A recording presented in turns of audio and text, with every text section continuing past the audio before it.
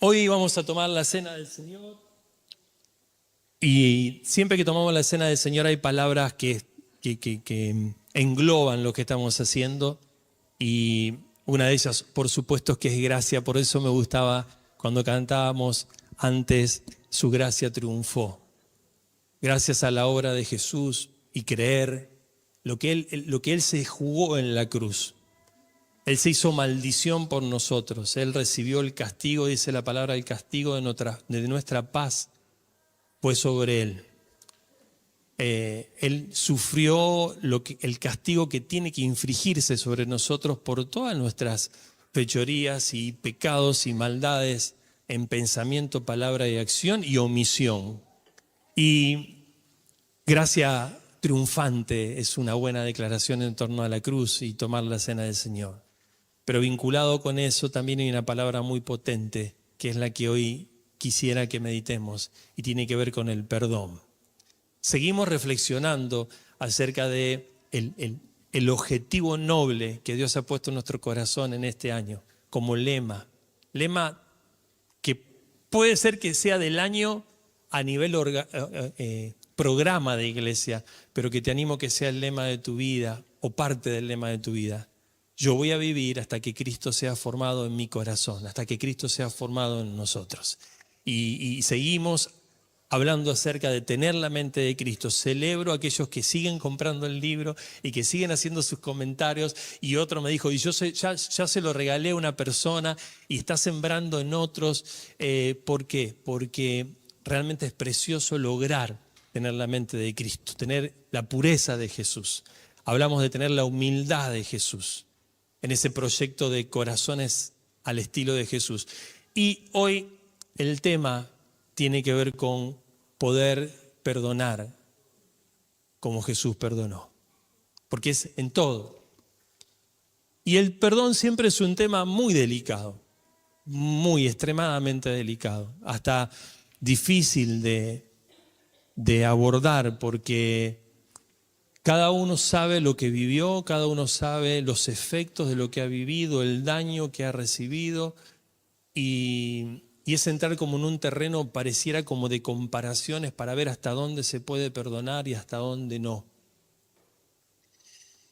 Lo cierto es que mi sentir cuando preparaba este mensaje era así como el día en que Cristo se dejó clavar en la cruz y pagó por todo y cortó con toda una maldición, cortó con todo lo que nos condenaba y generó este ser nuevo que somos al encontrarnos con Jesús. Hay un día memorable y hoy vamos a recordarlo, que también en nuestras vidas podamos tener días memorables donde hemos logrado soltar el perdón, donde hemos sido libres del poder de cautiverio, el poder de cautiverio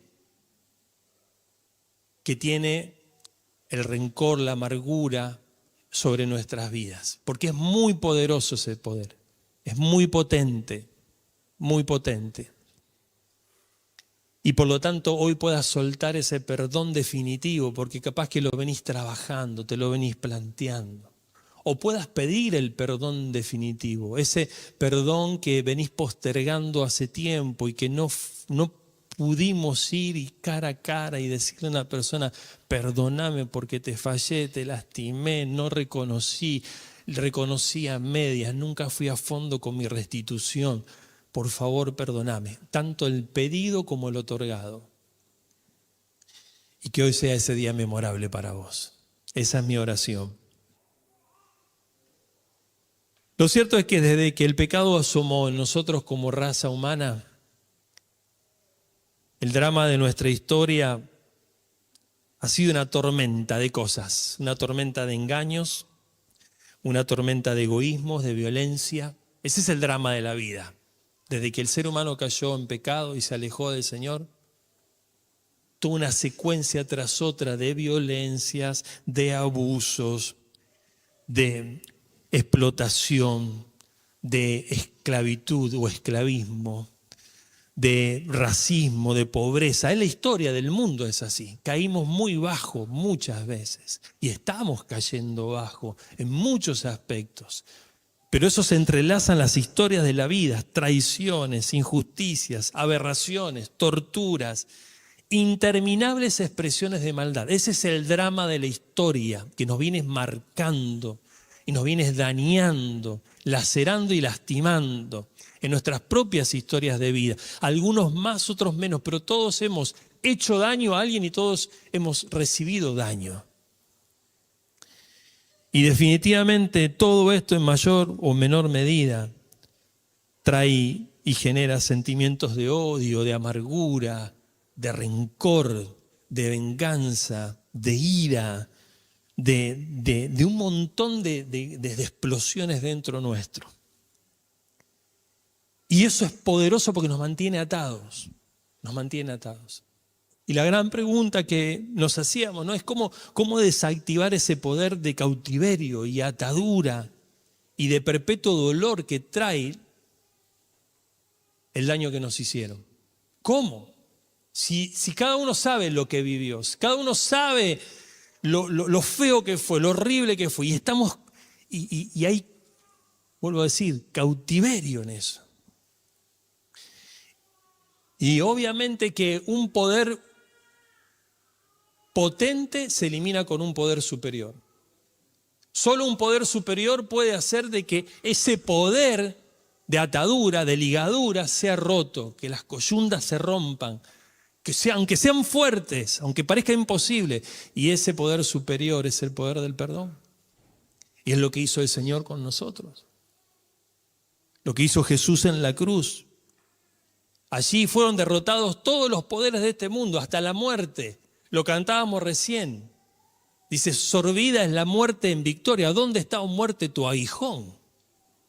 Porque también el sacrificio de Jesús va a terminar con el último enemigo del ser humano a causa del pecado, que es la muerte. Un poder superior puede combatir el poder que nos mantiene cautivos cuando hemos sufrido tanto. Entonces, en primer lugar, sentía de comenzar con la afirmación de que el modelo de perdón y restauración de Dios, porque la cruz es modelo de perdón y restauración, rompe con lo que nosotros no podíamos romper de nosotros mismos, porque cuando hemos hecho daño, nos hemos hecho daño, nosotros hemos pecado y demás, no nos podemos perdonar. No sirve que me diga mismo, Hernán, está todo bien, cuando sé que hice daño, estuve mal. Hay cosas que nos persiguen por años, hay cosas que hemos hecho que si no nos encontramos con la cruz de Cristo, nadie nos va a decir, quédate tranquilo que ya pasó, había un anillo que tenía grondona, todo pasa. No, no todo pasa. Él lo hizo en la cruz por nosotros. Y ese modelo de perdón y restauración de Dios es nuestra base para restaurar las heridas y las relaciones quebradas que han dejado, todas esas cosas feas que nos hemos hecho los unos con los otros. Es en base a ese modelo de perdón y restauración que Dios ha mostrado en Jesús. Y quisiera comenzar por el fundamento bíblico del perdón. La Biblia habla mucho acerca del perdón. Un primer fundamento bíblico del perdón es que el perdón nace del corazón de Dios. Sí. Dios es un Dios cuyo corazón quiere perdonar, busca, aunque nos perdimos, aunque le damos la espalda. Dios quiere siempre perdonar. Se ha instalado con el tiempo más la imagen del Dios castigador, con el garrote atrás, el Dios que te persigue, que te humilla, que te avergüenza. Se instaló, el enemigo se encargó de instalar esa mirada de Dios. Dios es amor, la definición de Dios es Dios es amor. Dios es compasivo. Claro que tenemos que vivir las consecuencias de nuestros errores, y sí.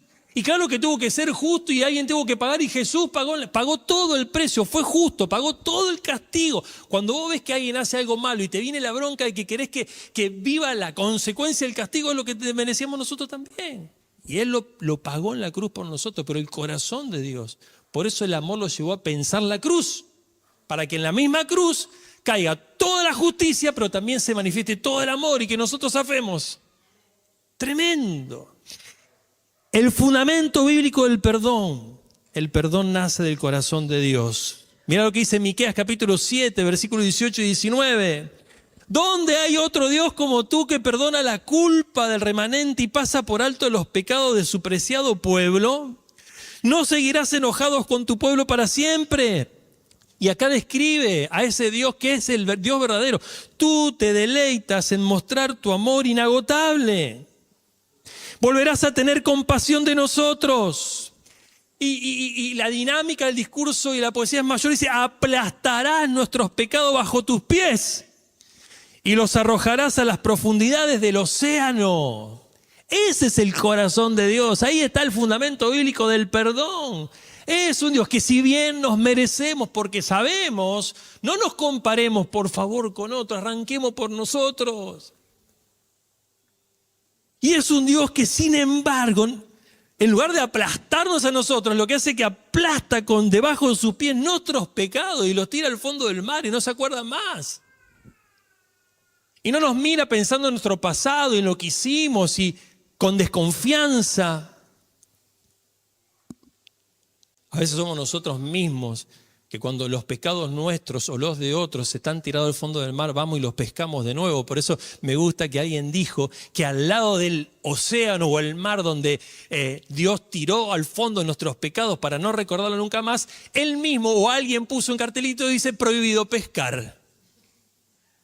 Porque vamos y lo sacamos de nuevo, el propio y el de otros.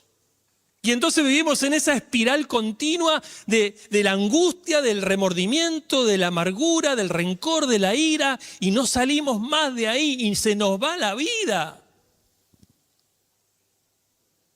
El perdón nace del corazón de Dios. Dios perdona con compasión total. Salteamos un pasaje bíblico. Si alguien está tomando nota, Salmo 103 del 8 al 14, lo lee en su casa. Tarea para la casa.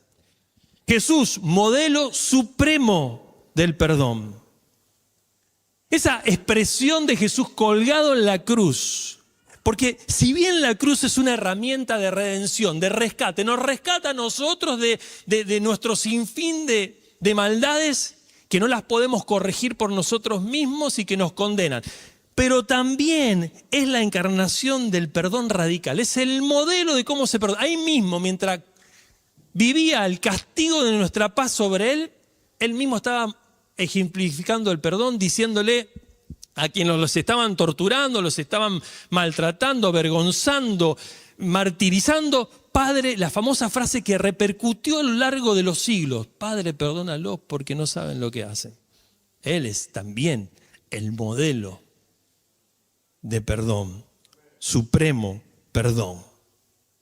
Por eso cuando vino Pedro y parecía que Pedro venía contando, había escuchado por ahí que la ley decía que 7 veces tenés que perdonar a una persona. Y se ve que evidentemente que él ya había contado con 1, 2, 3, 7. Cuando llegó a la 7ª vino Jesús y le dijo, Jesús, ¿cuántas veces debo perdonar a mi prójimo? ¿7? Como dice la ley. A ver cómo me salí de esta, Jesús, a ver. Entonces Jesús dijo, no. 70 veces 7. Un modelo de perdón infinito. Hay una serie que ustedes conocen de Chosen que muestra muy bien este episodio cuando va a hablar Pedro con Jesús. Y Jesús estaba ahí al lado del fueguito orando y Pedro se va y le dijo esto y allá lejos agarra algo y lo tira así, ¿no? Con una bronca. Como diciendo, no me queda otra que ir y perdonar ahora. Y la Biblia como fundamento habla del perdón como estilo de vida. Nace del corazón de Dios, es la esencia de Dios, modelado por Jesús, hecho por nosotros, pero también él mismo mostrando en la misma cruz, lo que teniendo el poder, bueno, eso ni hablemos, otro tema. Teniendo el poder para bajarse de la cruz, para guiñar, no un ojo, movía unas pestañitas así y venía todo un ejército a defenderlo a Jesús. Pero el perdón como estilo de vida. Mirá lo que dice Colosenses capítulo 3, versículo 13. Dice, sean comprensivos con la falta de los demás y perdonen a todo lo que los ofenda. Recuerden, sobre esta base, recuerden que el Señor los perdonó a ustedes. Así que ustedes deben perdonar a otros. Y no habla de cuánto pecado más ni uno ni comparativa. No. La dinámica de la libertad en la vida es cuando nos perdonamos. La palabra perdón etimológicamente significa soltar, porque lo opuesto es que me atrapa, me cautiva, me enreda, me ahoga. Soltar, perdón es suelto. Uno piensa que si perdonás al otro le estás haciendo, encima le doy el perdón como que le estoy haciendo bien al otro. Y ojalá que le haga bien para que recapacite, para avergonzarlo, como dice la palabra, para que se vuelva, para que cambie, para que no siga dañando. Pero a mí me hace bien soltar el perdón. A mí me libera, nos libera. Es el único poder superior por sobre el poder del enredo, de la atadura que genera cuando no puedo perdonar, cuando no suelto el perdón. Porque además, el otro fundamento en Santiago capítulo 3, versículo 2, es que porque todos ofendemos muchas veces, y eso es una verdad. Algunos me ofenden, yo ofendo. Algunos me dañan, yo daño. Y otra vez, por favor, no entremos en la dinámica, porque en realidad se los pido, por favor, en el nombre del Señor, desde la palabra, porque cuando entramos en la comparativa, entramos a especular para no soltar el perdón. Y vos necesitás soltar el perdón. Yo en varias oportunidades tuve que soltar el perdón, que me había dolido, claro. Que había sido una combinación de errores compartidos, claro. Pero hay cosas que te duelen, hay cosas que realmente son difíciles. Pero la única manera es soltar el perdón. Y viene la libertad, viene la paz, viene algo que es lo que está necesitando. Porque todos ofendemos muchas veces. Y Juancito, el apóstol del amor, en 1 Juan capítulo 1, versículo 8, dijo, si decimos que no tenemos pecado, nos engañamos a nosotros mismos. Y la verdad no está en nosotros, porque también nosotros cometemos errores y dañamos y estamos fuera del lugar y ofendemos. Muchas veces, como dice aquí. Por eso, Efesios capítulo 4, versículo 31 y 32, dice, abandonen toda amargura, abandonen toda ira, abandonen, suelten todo enojo, todo grito, toda calumnia, toda forma de malicia. Más bien, vayan por este camino. Esto es lo mejor. Suelten, abandonen todo lo que te generó, todo lo que viviste, pero no soltar el perdón no te hace libre. Soltalo, abandonalo. Más bien, sean bondadosos y compasivos unos con otros y perdónense mutuamente. Otra vez, ¿sobre qué base? Así como Dios los perdonó a ustedes en Cristo Jesús.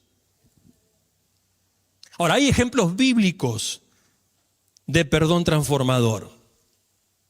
Dos historias bíblicas muy lindas, rápidamente, que Dios me dio el poder de síntesis. Pero la historia de José y sus hermanos, ¿te acordás? Allí al comienzo de la Biblia, Génesis capítulo 35 hasta el capítulo 50, una de las historias más relatadas, más detalladas.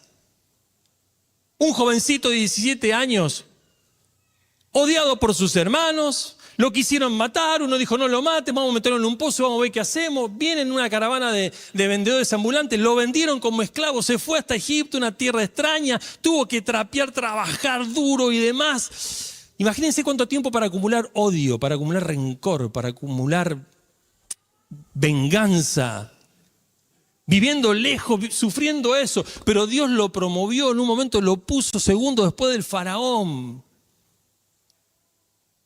Y sabemos toda la historia de los 7 años de vaca flaca y vacas gordas, en el orden de vaca gorda y vaca flaca, que él le dijo al faraón, mire, se van a venir 7 años de hambre, por favor, usted guarde lo que pasa en los buenos años para que cuando vengan los años de hambre usted pueda tener. Y entonces lo puso como segundo y entonces vino hambre en todo el mundo y entre los que tenían hambre eran sus hermanos y desesperados vienen ahí para intercambiar dinero cuando el dinero no te sirve nada, otra de las lecciones. No, la tierra no da fruto, puedo tener plata y no tengo que comer. Fueron con dinero a comprar los granos que había guardado José, no sabían que era José y José era el momento para aplastarlo, hacerlo sufrir. Sin embargo, José elige el camino de soltar. Fíjate el famoso pasaje de Génesis 50, capítulo 50, versículo 20 y 21. Dice, dirigido a ellos, porque cuando el papá de José muere, estos dijeron, ahora que se fue papá, este se contuvo porque está papá. Este no quiso amargar al viejo. Pero ahora que el viejo se fue, este nos va a caer con toda. Entonces vinieron con un chamullo y vinieron y dijeron, hey José, antes de partir, estando en el lecho, papá nos dijo, José los perdonó. Se querían asegurar que no le hiciera nada. Y José le da esta respuesta y le dice, es verdad que ustedes pensaron hacerme mal. Y esto tiene que ver con parte del proceso del perdón. Se reconoce lo que está mal, está mal. No se trata de decir, no pasó, no fue nada. No, a mí me arruinaste la vida. Abusaste de mí. Me vendiste como un esclavo. Y puede haber muchos contenidos. No se trata de eso. Eso es una... A ver, ¿cómo decirle? Me siento como apurado, pero... Está mal decir que el perdón es olvido. No. ¿Cómo olvidar? Sí pasaron cosas. Y las cosas que pasaron las hacemos chiquititas porque yo ya... No, fue grosso. Fue feo. Fue difícil. Y le dice él ahí, ¿no? Le dice... ¿Dónde estaba acá? Perdón. Acá. Es verdad que ustedes pensaron hacerme mal, pero Dios, cuando estamos con el Señor, cuando nos volcamos a Él, cuando lo buscamos, cuando creemos en el amor y el poder que Él tiene, que Él tiene un poder superior, Dios transformó ese mal en bien para lograr lo que hoy estamos viendo, salvar la vida de mucha gente, muchachos, y entre esa mucha gente están ustedes, son mis hermanos. Y miren cómo lo termina, así que, por favor, no tengan miedo. Yo cuidaré de ustedes, el oprimido a sus opresores. Yo cuidaré de ustedes y de sus hijos. De ese modo José los consoló, él los consoló a sus hermanos, pues les habló al corazón. ¡Wow! ¿Se puede llegar a algo así? Porque uno quizás ve, sí, como la Biblia, como descripción, como definiciones. Jesús, Dios hecho hombre, tenía más posibilidades que nosotros. Pero acá vemos seres humanos de carne y hueso, como nosotros, que encontraron en el perdón el ser liberados y el soltar para vivir paz. Y desde la paz reconstruirme, porque si no, no me puedo reconstruir. De hecho, en su proceso, José, lo que tuvo que hacer, aún en el ponerle nombre a sus hijos, manifestó su proceso. A un hijo le puso olvido. Y al otro le puso fructífero, que era lo que él estaba viviendo, el proceso. Ni que hablar con David y Saúl. Esa la tenemos que dejar. Si lo querés ver, 1 Samuel capítulo 2, versículo 1 al 22. Está esa historia cuando David, siendo perseguido por Saúl, para matarlo, para eliminarlo, en bandeja está servido Saúl en una cueva donde él se escondía y durmiendo, sus hermanos, sus compañeros le dijeron, mira, ahí lo tenés, está servido, mátalo. Y se acaba lo que estás viviendo. Él bajó y cortó un pedacito del borde del manto y volvió a su lugar. Y a la mañana siguiente le dijo, hey, rey Saúl, esto es tuyo. Yo pude haberte matado, pero no lo hice. Dios solo juzga entre vos y yo. Wow, es otro principio del proceso del perdón. Y quería leerte todo lo que decía, pero no nos va a dar tiempo, ¿no? Pero es maravilloso lo que expresa David en ese momento.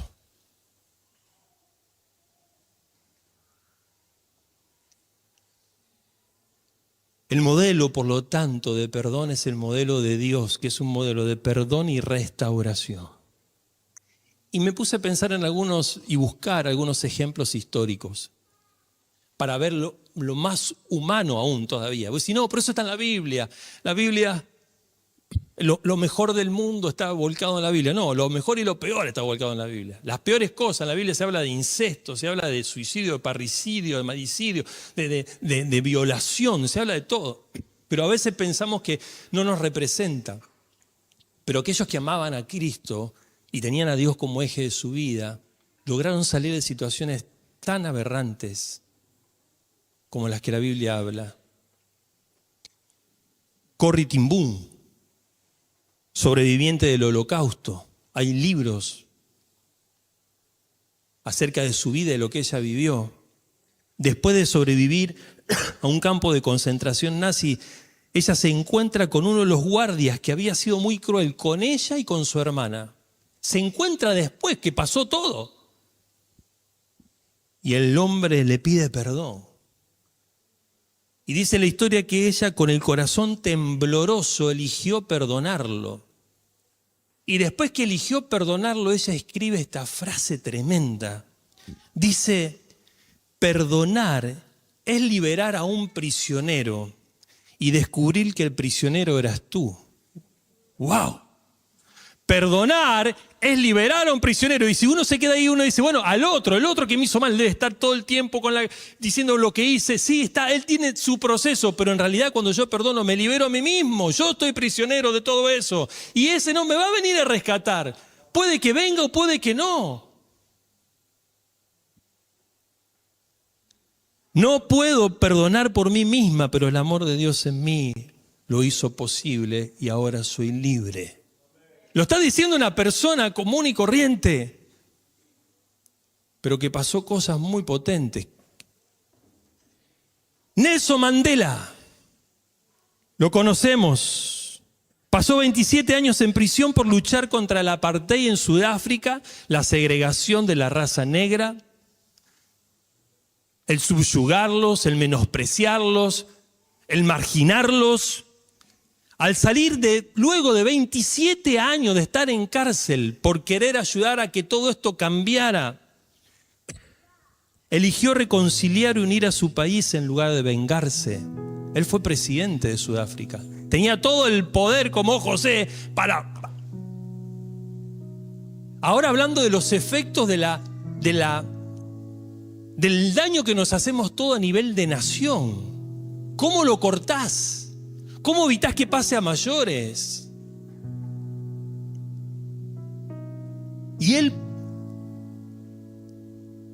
escribió una frase potente, dice, el resentimiento es como beber veneno esperando que mate a tus enemigos. A ver, miren el juego de palabras. El resentimiento es como yo beber veneno pensando que el veneno que yo tomo con el resentimiento y no soltando el perdón, estoy matando al otro. Cuando en realidad quien me estoy haciendo daño es a mí mismo. Desmond Tutu. No es el autito, el tutú. Te presento otro libro. Algunos me dicen, pará, deja de tirar libros. Yo te comparto. Desmond Tutu, un arzobispo anglicano, de la iglesia anglicana, sudafricano. Él fue el presidente de lo que se conoció como la Comisión de la Verdad y la Restauración. Cuando salieron de la cárcel los que habían sido oprimidos y demás, y vuelve la democracia, él dirige todo esto. 22.000 personas pasaron a testificar los horrores que vivieron durante el apartheid. Y esa comisión trabajaba para hacer varias cosas, que es lo que relata el libro, el proceso del perdón. Primero tiene que llamarse las cosas por su nombre, lo que pasó. Por eso 22.000 personas contaron sus desgarradores testimonios. Y después, a los identificados como los opresores, se los invitaba a pedir perdón públicamente y a tener actitudes y acciones concretas de restauración.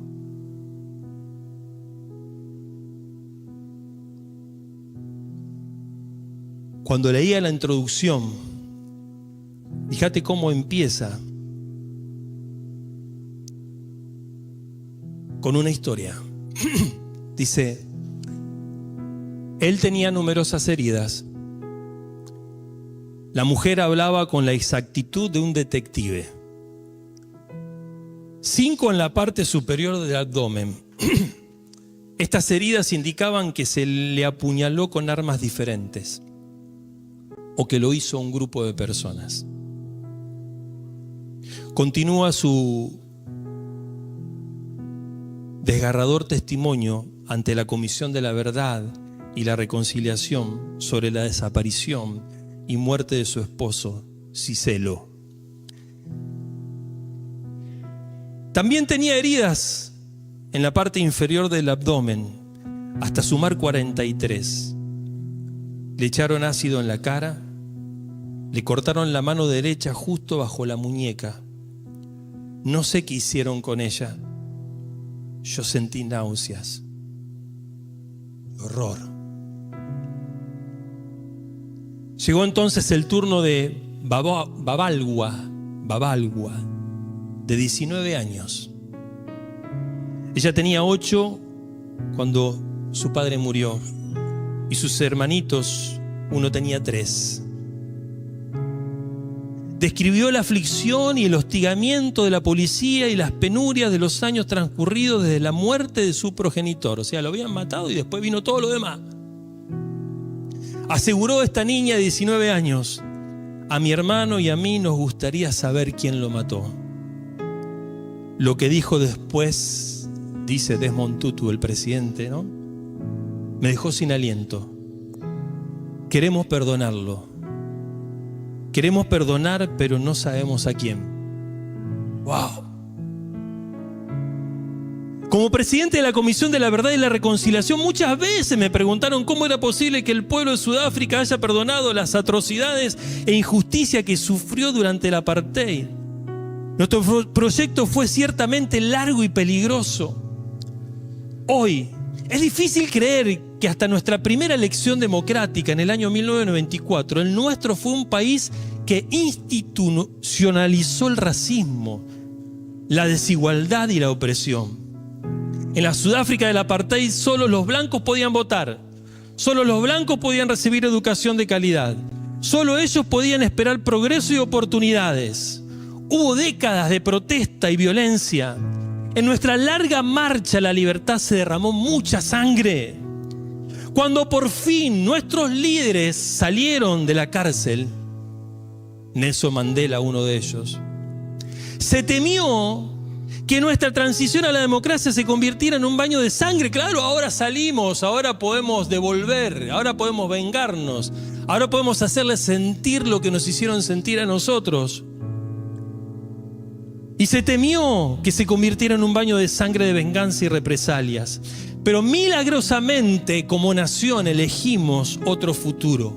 Elegimos el perdón. En ese tiempo sabíamos que decir la verdad y recuperar nuestra historia era la única manera de salvar a nuestro país de la destrucción. No sabíamos a dónde nos llevaría esa decisión.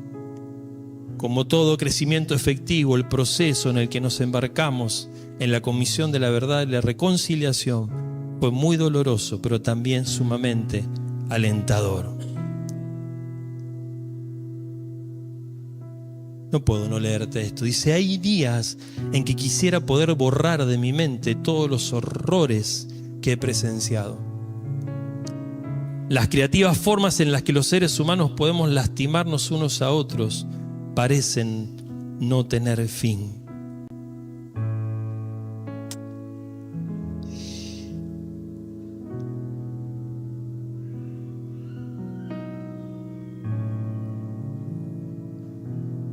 En una parte, más adelante, llega a decir: los sudafricanos decidimos buscar el perdón más que la venganza.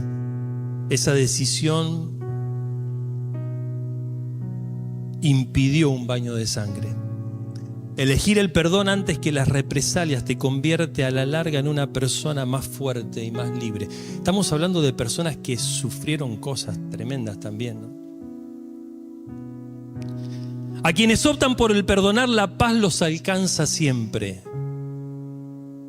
El perdón puede ser un camino difícil de atravesar. Algunos días parecerá que por cada paso al frente damos 2 para atrás. Pero este es un viaje, y antes de comenzar todo viaje, largo o corto, debe haber disposición a dar ese primer paso tentativo. Porque hay un proverbio que bien lo dice: nada es fácil para el renuente, nada es fácil para el que no quiere. Sin buena disposición este viaje sería imposible. Antes de la compasión está la disposición a sentirla. Antes de la compasión está la disposición a sentirla. Antes de la transformación debe creerse que ella es posible y haber disposición a experimentarla. Amados, nos queda mucho para hablar acerca de las consecuencias de la falta de perdón, porque las consecuencias son científicas, emocionales, psicológicas, sociológicas, nacionales, internacionales, de generación en generación. Pero no lo podemos hacer. Pero es suficiente, amados, con que hoy tal vez podamos tomar la decisión de que sea el día glorioso en que la gracia triunfe sobre nuestras vidas.